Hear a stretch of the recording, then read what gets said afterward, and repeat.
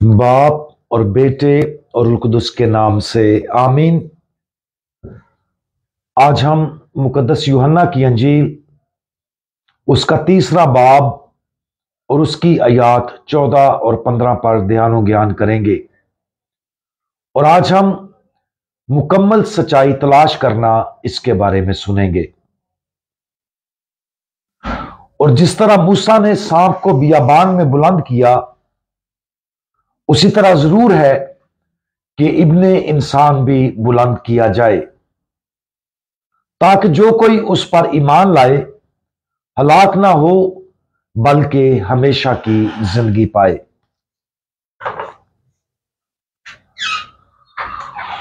ऊपर बयान करदा आयात एक मकालमे का इख्तिताम करती हैं जो खुदावंद यीशु मसीह ने निकोदीमस नामी फरीसी यहूदियों के सरदार के साथ किया था। यूहन्ना की अंजील में निकोदीमस का तज़किरा 3 बार हुआ है और ये इन 3 तज़किरों में से पहला तज़किरा है। दूसरी बार उसका तज़किरा तब होता है जब वो यहूदियों की सुप्रीम काउंसिल के दूसरे मेंबरान को याद दिलाता है कि एक आदमी की मुजम्मत करने से पहले उसे सुना जाना चाहिए। तीसरी बार जब खुदावंद यीशु मसीह को मसलूब किया गया तो निकोदीमस खुदावंद यीशु मसीह की लाश को कफनाने और दफनाने के लिए मुल और ऊद मिला हुआ लाया। खुदावंद यीशु मसीह को ज्यादातर फरीसियों और यहूदियों के सरदारों की जानब से कबूल नहीं किया गया था। इस वजह से निकोदीमस रात के वक्त खुदावंद यीशु मसीह के पास जाकर बात करने का खतरा मुंह ले रहा था। खुदावंद यीशु मसीह निकोदीमस के दिल में ईमान को वाज़ेह तौर पर महसूस करते हैं। यही वजह है कि जब निकोदीमस ने खुदावंद यीशु मसीह से उसकी तालीम के बारे में पूछा तो खुदावंद यीशु मसीह ने उसे जवाब दिया। दूसरे फरीसियों के बरक्स निकोदीमस हमारे खुदावंद को फंसाने की कोशिश नहीं कर रहा था, बल्कि वो सच्चे दिल से खुदावंद यीशु मसीह की तालीमात को समझना चाहता था। खुदावंद यीशु मसीह और निकोदीमस के दरमियान इस मुकालमे के आगाज में निकोदीमस खुदावंद यीशु मसीह पर ईमान की इब्तिदा का दावा करते हुए कहता है कि रब्बी, हम जानते हैं कि तू खुदा की तरफ से उस्ताद होकर आया है, क्योंकि जो निशान तू दिखाता है कोई दिखा नहीं सकता जब तक खुदा उसके साथ ना हो। खुदावंद यीशु मसीह फिर निकोदीमस से कहते हैं कि जब तक कोई असर नो पैदा ना हो वो खुदा की बादशाही देख नहीं सकता, और जब तक कोई पानी और रूह से पैदा ना हो वो खुदा की बादशाही में दाखिल नहीं हो सकता। निकोदीमस खुदावंद यीशु मसीह की यह बात समझने की कोशिश करता है, लेकिन उसे समझने में नाकाम रहता है। फिर खुदावंद यीशु मसीह ने उसे नरमी से डांट कर कहा कि क्या तू बनी इस्राएल का उस्ताद है और ये बातें नहीं जानता? खुदावंद यीशु मसीह फिर इलामती तरीके से अपनी आने वाली मसलूबियत के बारे में पर्दापोशी से बात करते हैं, जिसका हवाला ऊपर बयान किया गया है। खुदावंद यीशु मसीह और निकोदीमस के दरमियान इस मकालमे से एक चीज जो समझना जरूरी है वो ये है कि यीशु की बात इलामती बात में छुपी हुई है। अगरचे निकोदीमस सही रास्ते पर था, वो अभी तक अंजील मुकद्दस के मुकम्मल नजूल के लिए तैयार नहीं था।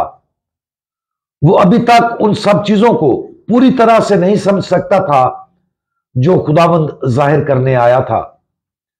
इस तरह खुदावंद यीशु मसीह ने पर्दापोशी की जबान में बात की और निकोदीमस को उसके पोशीदा मानी तलाश करने की दावत दी। हमारी अपनी जिंदगियों में हम खुदा के पास आ सकते हैं और चाहते हैं कि वो हमारे साथ वाज़ेह और कतई बात करे और हमारे लिए अपनी कामिल मर्जी को जाहिर करे, लेकिन अक्सर वो ऐसा नहीं करता। क्यों? क्योंकि खुदा जानता है कि हम अभी तक मुकम्मल सच्चाई को कबूल करने के लिए तैयार नहीं है।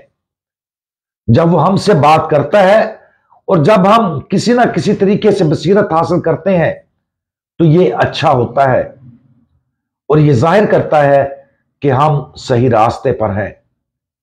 लेकिन अंजीली तालीम अपनी मामूरी में उतनी बुनियाद परस्त और उस कदर मुतालबा करने वाली है कि ज्यादातर लोग अभी तक मुकम्मल सच्चाई के लिए तैयार नहीं है। लिहाजा खुदा अपनी शफकत में हमें सिर्फ वही देता है जो हम इस वक्त संभाल सकते हैं।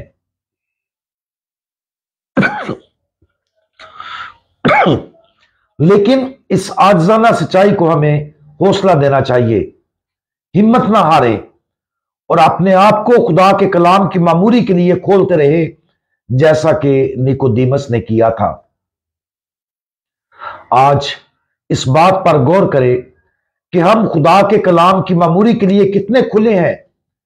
कैसा होगा अगर खुदा हम पर जो कुछ उसके मुकद्दस ज़हन में था जाती वही के जरिए इलाही इल्म को फौरी जाहिर कर दे।